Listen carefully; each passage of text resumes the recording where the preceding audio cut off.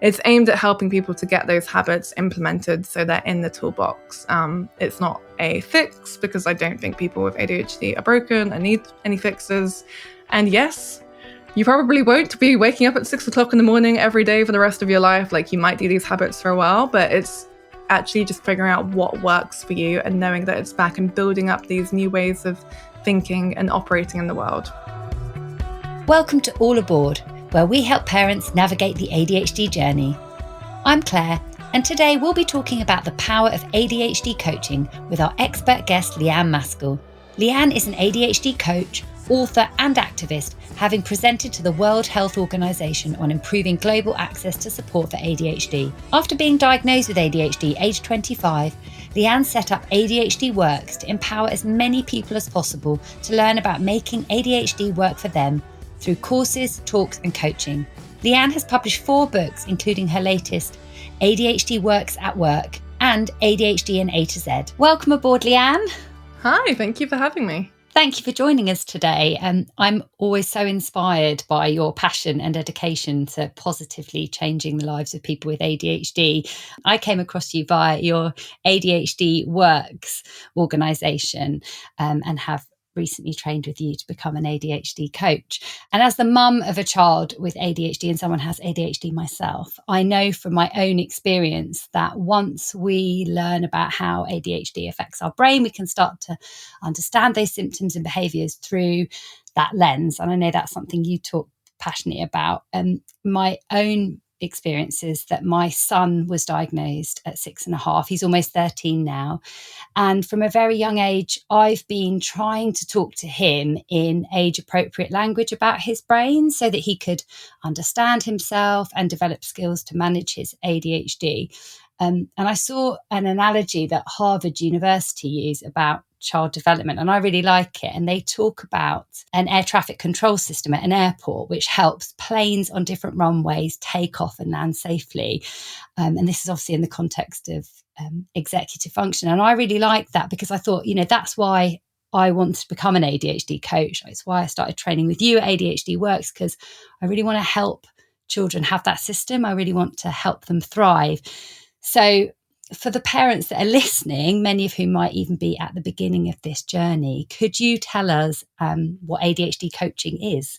Thank you. And thank you for doing that work. I really love that analogy of the planes. So ADHD coaching is essentially a way of supporting people with ADHD that helps them to move forward.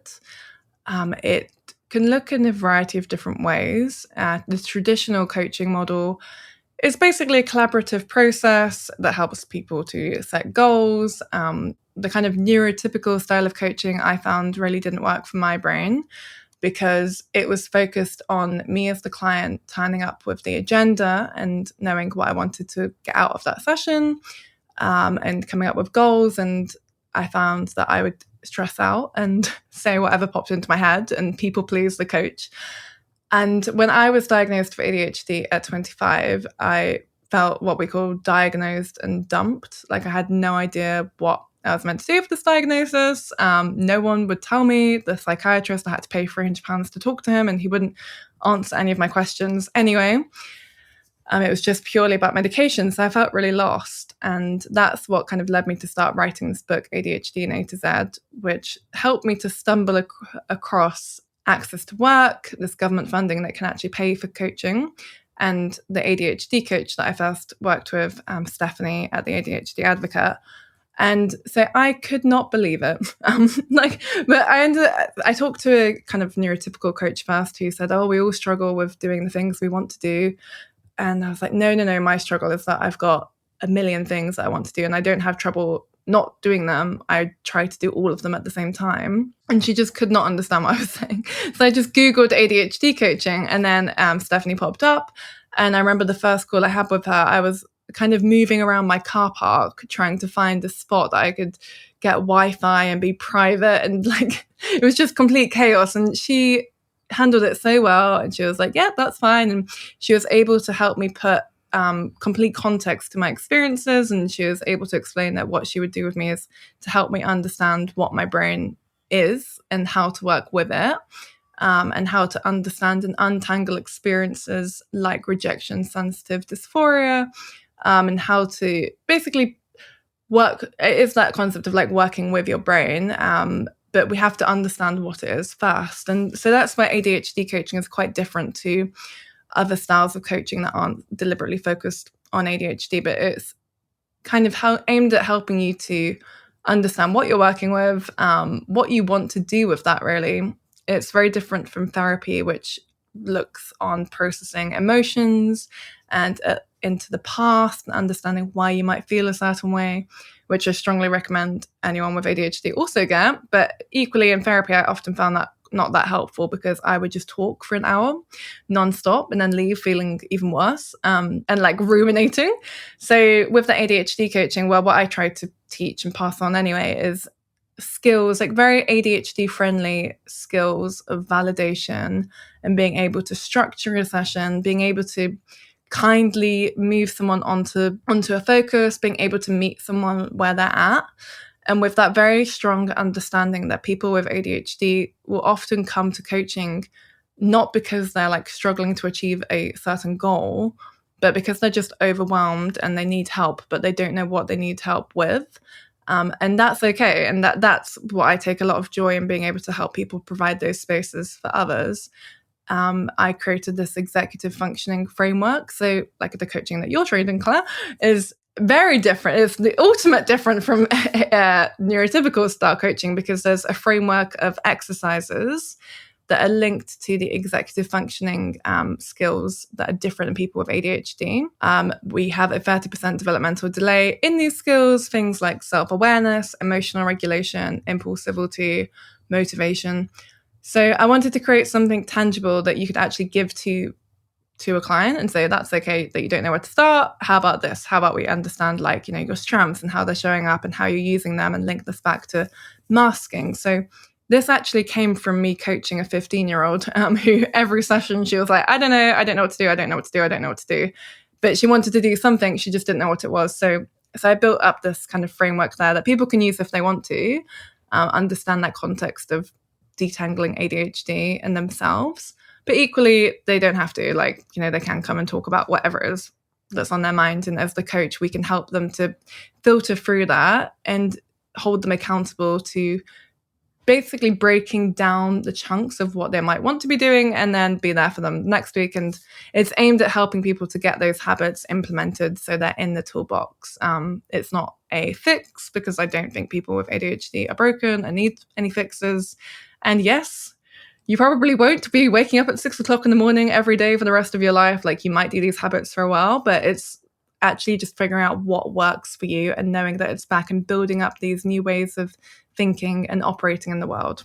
And it's really interesting because, as you say, it's super specific to the person. And even if we set out on particular paths, we may change and adapt and evolve those. But you yourself described having ADHD coaching like finding the pot of gold at the end of the rainbow. And I just thought that was such a lovely, hopeful, happy way of explaining, I guess, the skills that coaching developed in you and why you then set about creating your framework. So what kind of benefits would people undertaking ADHD coaching, or in this context specifically, say teenagers or parents, what would they hope to achieve? How could it help them? I think it helps you to understand yourself, but more than that, I think it's the ability to not feel like an alien, because there's someone out there that gets it. Like, when I found Stephanie, she used to work in law, and she has ADHD herself. She quit her job, but it was like finding someone that got my brain, and the fact that I do share a million ideas a minute. And for I think a lot of people with ADHD, we felt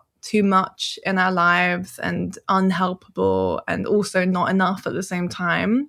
But having someone that gets it and that can give you that safe space to, we talk about unmasking a lot, like, basically to be yourself without having to constantly overthink everything you're saying, or, like I was saying before, like people pleasing, like saying what you think that person wants you to say, but just having a space to be you and to be seen, and to have someone, I like to think of it kind of like a cleaner for your mind as well. Like, they can help you get in all of the ideas, all of the complex, all of the overthinking, and to help you make that a bit clearer and break it down and teach you strategies of doing this in your day-to-day life. Someone described it once as it's like having someone standing with you whilst doing the washing up, because it's quite boring to do that by yourself, but after a while, then you have the habit there, so you don't need that person anymore.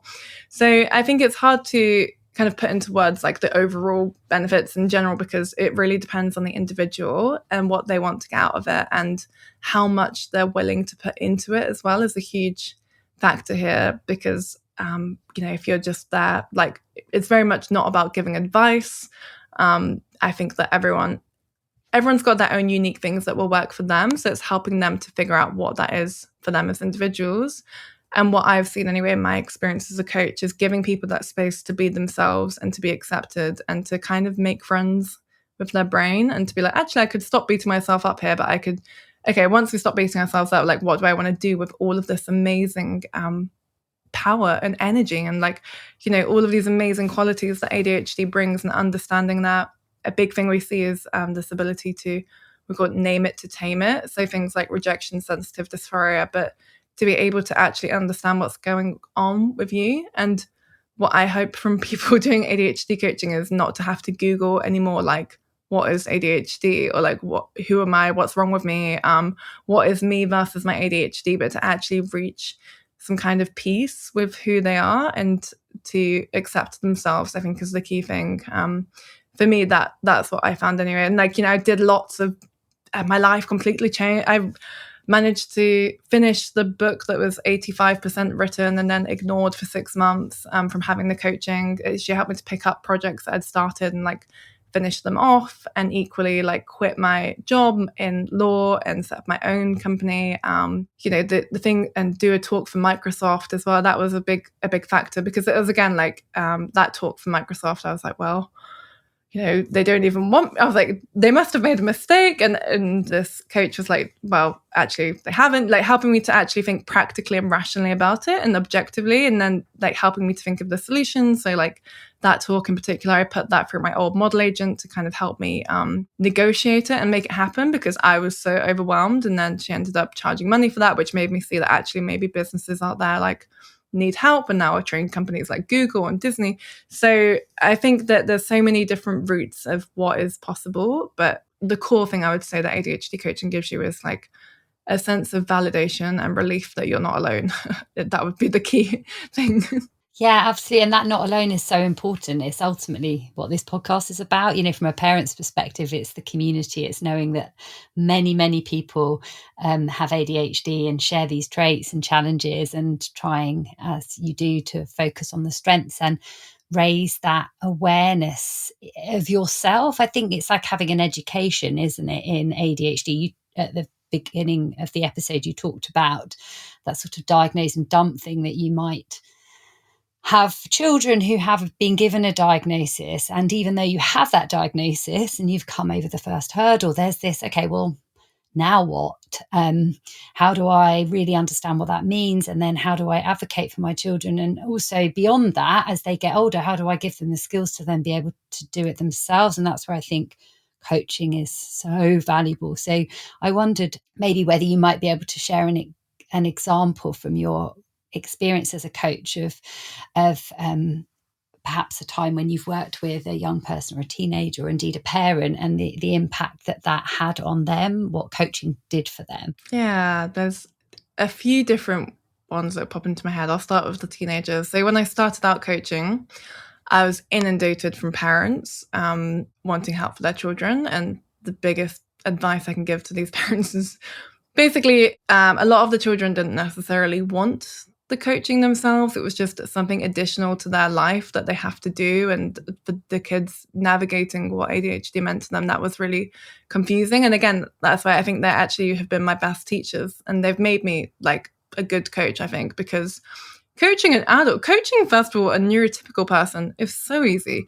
Coaching an adult with ADHD is quite hard, because they will take you on lots of tangents. And so if you can coach someone with ADHD, you can coach an adult without ADHD easily. And then coaching a child with ADHD is like really, really tough. And that's where I started. And yeah, so the first few children that I worked with, to finish off my point, I would say, like, you know, if you're a parent wanting coaching for your child and they don't really understand it or they don't want it, like, it's better for you as the parent to get that coaching for yourself, because you will then be able to embody those qualities yourself and be able to pass that on to your children, and they're there for when you need them and for when your children need them. But like, you can set that example yourself. And like I mentioned earlier, it really, the success of coaching, if you like, is really comes from how much effort you're willing to put into it. But I'll talk firstly about a few experiences I've had with children. So for one of the first clients I've ever had, she was like 15 years old, and again, the challenge is like what the parents want out of it versus what the teenagers want out of it can often be very different. But you know, we're talking about cleaning her room, and her mum actually said to me on the phone, like, you don't understand how messy my child is. Like, she was like, you know, she's really messy. She's beyond anything you've ever heard. And I said, well, as a child, I was actually broken into. And I remember the police came over and they were just appalled that these burglars had trashed this little girl's bedroom. And I was like, no, that was actually how it already went. They were like, they just trashed your bedroom, just your room. And I was like, well, actually, that was how it was before me. And she was like, yes, okay, that's my daughter. And they're like, yeah, okay, cool. So, and that's what I think these children really liked, is that because I guess was quite relatable to them. Yeah. So we coached around her bedroom and also school in particular. Like, she hated all her A-levels, she hated her friends, she was being bullied. So, and that's what I found really tricky for myself in coaching kids, is that they're not as in control of their environment as adults are. And, you know, like bullying, it's so hard. It's so impossibly difficult, because I, having been bullied myself throughout school, like, that is a really hard thing to deal with. And obviously it's not like ADHD specifically, but you can't really tell a child, like, sorry, you're only here to talk about like what ADHD means to you, because that might be a really integral part of what they're experiencing. And these kids have had just a really tough time of it with COVID and exams. And so anyway, so I coached her, and some things that really helped her were like coming up with her own strategy for cleaning her room and thinking about why she even wanted to clean it in the first place. Because like, same with me, it's like having a floor drawer and organized chaos, but this person really enjoyed fashion. So then she got the motivation of like, actually, I would like to treat my clothes better. Like, I do actually think I would operate better in a room that was like more organized. So then building in like a routine where she made herself a playlist and a routine where she would listen to music for like a very limited, it's incorporating this interest, novelty, and adrenaline. Like, she'd set a timer and she'd play the playlist and see how much she could clean up in that time. And then with her exams, the same thing. So when I first started, I was like, you know, she basically was struggling with revising. And for us as the coaches, it's really tempting. And I think I see this a lot in the parents I coach, because I was like, well, move your phone out the way. Like, you know, I was like, what's the thing that gets in the way? The phone. And I was like, well, you could move your phone out the way. Like, that's the temptation to give advice. But she was very much like, no. And again, that's where like what worked for me won't necessarily work for someone else. And we have to let them get to their own conclusions. But she decided that what she did want to do was just have it next to her and not go on it. And then the next time we talked, she went on it. So she said, actually, okay, I'm going to put it on the other side of the room. And then she found that she would get up and go on it, and it would distract her from studying. So the next time, then she put it outside the room. So it's kind of like letting people get to their own journeys and seeing what works for them. And I was so proud that she did really well in her exams as a result. And so it's kind of getting that motivation and like figuring, and a lot of children with ADHD, myself included, really, really struggle with thinking about the future, as we all do with ADHD. We experience time as now or not now. So because she was and as I did at that age, like, you know, it's hard to figure out what is the point of even doing the exams if you don't know what you want to do afterwards. All the jobs seem really boring, or you don't know what to do with your life. So then she was able to, again, by the exercise we've done together, instead of thinking of it like, what job am I going to do? What do I do with my life? Like, identify things that she wanted to do, like travel to a particular country, and then have the context there of where like the exams might come in useful. Maybe it would be helpful to finish school. Then getting a job. So very commonly what is supportive with people with ADHD is like actually thinking of the future as like kind of hills instead of one mountain to climb. Because again, like when I've done talks in schools, they will have so many different careers and experiences. There's not just one that they're going to have in life. I think the key thing for children with ADHD is to have someone that can help them put these things in perspective. And I think in a similar way to adults with ADHD, are helping them understand who they are and what this thing ADHD means. Like something really sad that I saw a lot with them is that, like, I personally wasn't diagnosed until 25, but a lot of these kids that get diagnosed, they develop their own understanding of what that means. Like, for example, I've worked with a girl that she felt a lot of stigma around taking medication because her school would literally not let her take the tablets home on the weekend. She went to a boarding school and she had to take one in the morning with 2 teachers watching her and signing a register every morning, which is like so stigmatizing to experience as a child, and to feel like you're taking these like drugs that are somehow policed in such a serious way. And then I've worked with people, particularly teenagers, that say, like, you know, that they are only clever if they take the medication, or they're stupid, or that ADHD means like that there's no hope for them in the future. And so both with adults and children, it's a really amazing thing to be able to work with people and help them to reframe that and understand it, and to see like, yeah, having ADHD is not necessarily a good or a bad thing. It's just part of who you are. But I think for teenagers and children in particular, they already don't know who they are. They're already figuring that out anyway. So this kind of forms more of that overall journey. Whereas with adults, they might have lived like 40 years already and they have a sense of identity. And now they have to figure out how to piece this ADHD bit into it and to make sense of everything that's happened so far and where they're going. But I do think for children, it's very much like, what does this mean for me now in the context of the rest of my life? And I have personally taken a bit more of an involved approach with like parents as well, and trying to help with writing letters for the school of what kind of adjustments might be helpful. But again, every single child I coached has had such a unique and individual experience. And personally, I found that really stressful to deal with. So I wrote a book called The Reality Manifesto to help parents and teenagers there, but particularly around things like mental health, body image, social media, because so many of them also had really serious mental health conditions, like eating disorders, etc. So I found that writing that book was a good, like, here's the book. I hope this helps. Is a good like starting point, because yeah, it is really tough. And I have so much respect for every single parent out there, whether you have ADHD children or not. But like, I do think having kids that are neurodivergent, and as you said, like fighting for that diagnosis in the first place, is such a big and brave decision, because it can have like an impact on their life, whether that's good or bad. And then it's really heartbreaking to find that, like, you know, that's not the end. Then you have to fight with the school, or then you have to help your child understand what that means for them, and help them to navigate that and to process that as well as a parent. And I do think a lot of parents, they understand that they have ADHD as well from their children being diagnosed. And it's a really interesting journey. And I really want to say to all the parents, anyone that listens to this, like, you're doing such a good job. And the fact you care is an amazing, amazing thing in the first place. Oh, that's such a nice message, I think, one that parents need to hear. And I think it will mean a lot to them, because it is an uphill battle for the most part, and an exhausting one. It's an endurance event, and it constantly changes. And I think that's the thing, you know, I was fortunate enough that my son was diagnosed relatively young at 6.5.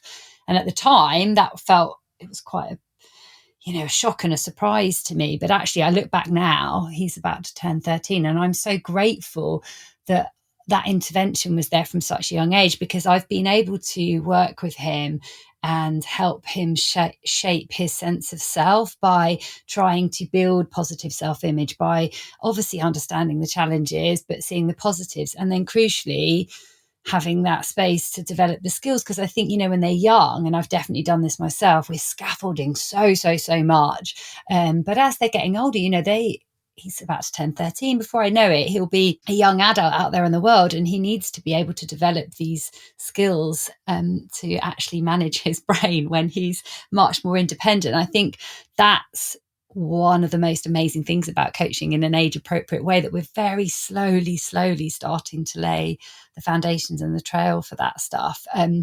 So if you obviously were a parent listening to this and you wanted to explore coaching for your child, teenager, or indeed yourself as the parent, what should they look for in a coach? Great question. And your son is so lucky to have you, Claire. Like, Oh, thank you, Leanne. Well, yeah, like my own experiences as a child were really tough. And if I had a parent like you, I feel like my life, I would have been a lot happier. So, like, You can make me cry. Thank you. And again, for any parent listening to this, really take that on board. Like the fact you care, like, and that when I did the talk in the school recently, someone said, "Oh, you must have had like a great upbringing," and I was like, I didn't have very much upbringing at all personally. Like I don't really have like relationship with some of my parents at all. So some of my parents there, one parent, but it's the fact that you care and you're open, you want to help is like really acknowledge that, I think, in the first place, because that's amazing. And your child is so lucky to have someone that cares about them. And it might feel like that's the bare minimum, but speaking of someone that personally didn't feel like they had that, like that makes the biggest difference. And, I got A's in my exams at school. I never law degree, but like, I also experienced very severe like mental health conditions. Like I was extremely, extremely unhappy. And I'm so lucky to have basically survived that time. And, grades are not everything. I would have much rather had like a happy and safe time. So that's the first point as your deep answer. But I think, thank you for sharing. You're welcome. But yeah, I think in terms of coaching, again, I think you just described really excellently why I would recommend that parents get ADHD coaching rather than children necessarily, because as the parent, you're there with them throughout their whole life, right? Like, day to day and the future, like you're always going to be there. So you can see what's happening and you have more control over that situation than the child does. Like I've coached a lot of parents and it's been really amazing to coach them on things like rejection sensitive dysphoria, because not only can they put that into context of their child's reactions and behavior, but also their own, and then to kind of adjust, I guess, like how they react to situations, because I do think there's so much shame involved in parenting and so much like shame and blame and God knows how any of you do it. Like, like it must be so difficult. So I think first of all, I'd say like consider why you want coaching and what you want to get out of it. And if it's to help your child, which I expect, have a look around at different people and like what they can offer. When I worked with the ADHD Advocate, they had lots of different really great packages, like ones focused at teenagers and also ones with like co-parenting with like the parents and the kids. Like personally, I tried to keep them separate. I tried to just but also like I coach children in a way which I feel is quite ADHD friendly. Like I talked to a lot of them for 15 minutes a day, like short sessions 3 times a week, some of them, which was quite intense for me as the coach because I was not very good at holding my boundaries and I ended up talking to them for an hour. I really enjoyed it. Like it was fun. But I think about like the format, and I would say probably the most important thing is talk to your child if they're at the age where they can kind of engage in this and see if they find that would be helpful. Like if they think that it would be helpful to talk to someone about what they're experiencing, you can show them a few different options, like show them this podcast, for example, and say, do you think that would be helpful to chat to someone? Because I do think that for a lot of children, it is helpful to talk to someone that isn't like their parents or their teachers about what they're experiencing, but also like quite often maybe that person is a therapist or like a child focused therapist that can deal with, like personally, I've had a lot of issues of safeguarding where children have told me things that I have felt a duty to tell their parents. And luckily in every single one of those situations, I've explained that to the child and I've said like, I have a duty here to talk to your parents about it. And they've been all right. And it's been the right thing. But, like, God, one example is like a girl that basically the medication that she was prescribed, like she was not taking that in a very healthy way. And it was really affecting her. And I called her parents and talked to them about it. And luckily, and her parents was just like, her mum was saying, I'm so grateful to you for raising this, because she was like, we would have had no idea, this girl was at university, she was like, we would have had no idea that this is what was going on. And she was like, the girl was diagnosed over a Zoom call and given this medication that I don't think she should have been given in the first place, because it was like an instant release stimulant medication, and the girl had eating disorders in the past. So it's important to like try and involve your child as much as you can. And then when you're looking at coaching, look at people that you feel would meet what you want to get out of it. Because I guess working with your ADHD is quite a vague term. And again, it is vague because it kind of depends on what you want. But I do think, like, maybe I'm probably biased, and I'm sure, but like, the executive functioning framework that I've taught you, Claire, and I can vouch for you as a brilliant coach. Oh, thank you. That can be quite, and that's why I made it, again, because it was literally based off coaching children who are like, I don't know, like, I don't know what I want, I don't know, but actually having a framework of exercises that they can do, that you can help them with understanding these ways of thinking can be quite helpful.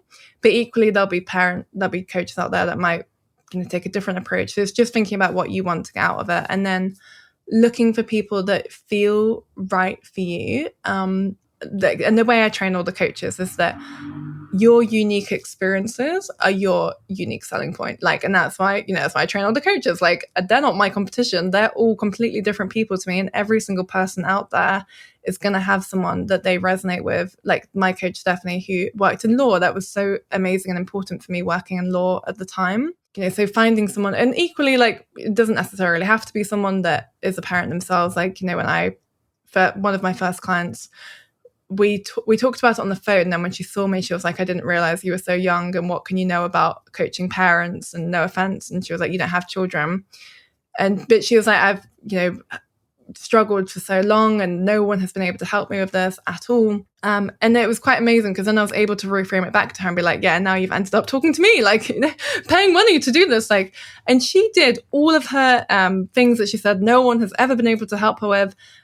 She had 5 weeks of coaching. She did all of them in a week. And it's because, like, for her, having that point of like, yeah, how have I reached this point where I'm talking to this young blonde girl about my kids who knows nothing, like, what am I doing with my life? And she wrote it out on her fridge, and she did all of them. And it was so beautiful. So equally remembering, like, it's kind of about like your gut feeling and who feels right. I think it's something about safeguarding, to be really clear with the coach around safeguarding. This is why I don't personally coach children within ADHD Works, because the safeguarding, I take coaching and the quality of coaching provided so seriously that with adults itself, it's hard enough. Like, everyone that we work with at ADHD Works, we have coaches that work in the company, like, they record all their sessions, they're uploaded, they're supervised, like, for adults themselves. And we have like very important and very strict safeguarding procedures, because there is so much risk. Like, people with ADHD are vulnerable by definition. That coaching children would add on too much. Like, I don't think, it's not I wouldn't trust someone to coach children under me, but I wouldn't trust, like, I think it would be a lot of pressure that I would feel overseeing that, because there's the relationship between the parents and the coach, and the child and the coach, and then the parents and the child and the coach all together. So I think as much as you can, being really clear upfront about the boundaries, the expectations, making sure that your child also understands, like, what to expect from that if it's the child that is getting coaching. And then they feel comfortable, if they don't like the coach, they feel comfortable to say if it's not working out. Personally, like, I always take the approach where I talk to children with their parents initially as well. And then I would talk to the child by themselves and say, I tell them about it and be like, do you want to do this? And some of them be like, no. And I'll be like, well, don't do it then. Like, I'm not here. Don't do it. If you don't want to do it, like, really don't do it. And I think that's usually good. Yeah, I was like, I don't want, and it's not going to help you if it's just an additional, like, effort. But equally, so I think it's taking a lot of factors into consideration. And I think there's something about, like, there's different forms of coaching. It can be in person, it can be online, but I do think that safeguarding element is so crucially important, like, to try and make sure that your child sees a therapist if they're seeing a coach at the same time, so they've got a place for their mental health in general and their mental well-being. And safeguard, no one has ever asked me for a DBS check, which it kind of saddens me in a way. But I guess, like, when you're talking to someone, you kind of just assume, like, okay, this person must be fine. But it's really important to remember, and particularly speaking as someone that has been, like, groomed by people, to just take, like, maybe I'm overstating it here, but it's like that seriousness and the safety, and remembering, like, children with ADHD in particular, they are really, really vulnerable. So be really mindful of who you allow them to speak to. I would actually recommend having some sessions yourself. Like, anyone that wants, like, to work with children, be really clear on understanding why, maybe record. And it's a really hard answer. Sorry, it's a hard answer for me to give you, but it's something that I personally take really, really seriously. And that's why I think trust your gut, trust the person, like meet them and do what you can. But again, that's why I think it must be impossible to be a parent, because how can you ever trust anyone with your child? Like, no, you keep your child in a nice little box and don't let anyone talk to them. Keep them, but remembering, like, you know, children with ADHD are inherently vulnerable, and like, you know, I've had many experiences with very highly accredited and regulated therapists, coaches, psychiatrists that have been really inappropriate with me. You know, ADHD coaching itself, this field, and coaching in general is not a regulated field. Neither therapy is a little bit more. There's like accreditation bodies, but realistically speaking, that oversight can't oversee the quality and like the real implications behind coaching. So I think you have to go by what you trust and really take your time in like talking to people and getting these contracts really set out and take it really seriously.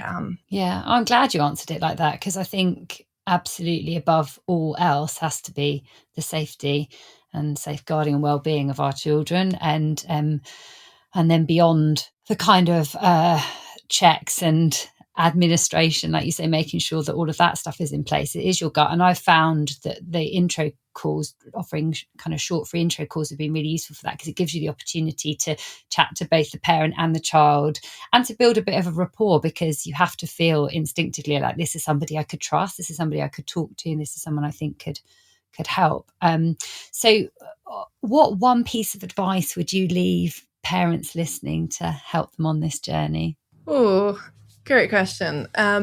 Get coaching from you, Claire. Well, but I do think having ADHD coaching is so incredibly, incredibly life-changingly helpful, because it is that awareness, like, you are not alone. There are other people out there that have navigated this, like going through it. Like, there are people that can help you. This information and the type of ADHD coaching or support that you get, it might be, you know, like I see some people that help with like advocacy and education, health and care plans, etc. Like, there's so much support out there. So I guess broader speaking, like, seek out support. And I think in general, like, to really just be as kind as you can to yourself, and to be as kind as you can to your children, because you know, this study found children with ADHD receive 20,000 more negative messages than their peers by the age of 12. But God, like, being a kid is hard enough, and being a kid that thinks differently to most people is really, really tough. And is having a parent that's there, and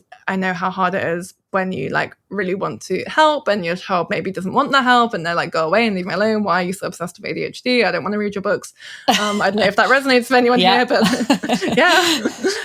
And actually, someone said it in the course I just ran. They said, just be a parent. That person was a coach themselves, Simon, and he said, just be a parent. But yeah, I think that's the best advice, is just be a parent and like let your children know that you are there for them, and allow them to make mistakes and to learn by themselves as well. Like, a lot of parents I talk to, they're understandably very stressed out about their children's future. You know, a school talk I did recently, one of the parents was saying, like, my child can't memorize anything. She can't remember anything at all. And I was like, well, does she need to? Like, we live in the world of Google and ChatGPT. And so it's that realization, like, our children in particular growing up in a world that is very, very different to the one that we grew up in. And they've got so many opportunities out there for them. And like, ultimately, I think what is most important is that they're happy and they're safe, and things like their productivity levels and the cleanliness of their bedrooms. I always remember, sorry to answer your question, such a long tangent, but one parent that I spoke to, she was saying how difficult she found it to help her child learn those executive functioning skills you were talking about, because she would unpack his suitcase for him all the time when he went to school and hang up his clothes. And she said, but if I didn't do that, he would live out of the suitcase. And I was like, well, that's unfortunately basically the thing you have to do. You have to just let them live out the suitcase and then figure out for themselves whether they want to live out a suitcase or not. And the same, you know, and I guess speaking as someone that kind of lived that life myself, that's what has made me the person I am, because I know that like no one was there to unpack my suitcase and stuff. So I had to figure these things out by myself. But the more that you can trust your children that they're going to be fine, and like and just actually ask yourself this worst case scenario all the time. Like, worst case scenario, they live in crumpled clothes, but like that's okay. And to bring it back to yourself and to ask yourself, like, how can you be nice to yourself right now? Because it is incredibly stressful being a parent. And like ultimately, the kinder you can be to yourself, the more that will spread out to your children. I think that's really lovely advice to end on. I think we could all probably do a bit better about being kinder to ourselves. So it's a nice reminder to finish on. Leanne, thank you so much for sharing your time and expertise with us today. It's been a pleasure to talk to you. Thank you for joining us on All Aboard. Thank you. Thank you so much for having me, Claire. Thanks, Leanne. If you'd like to find out more about certified ADHD coaching, or you'd like to read Leanne's books, then please do check out our show notes below for links along with more information. And if you enjoyed this episode and found it helpful, please can you follow and review All Aboard to help other parents find this podcast and welcome them aboard our journey too. Thank you for listening to All Aboard.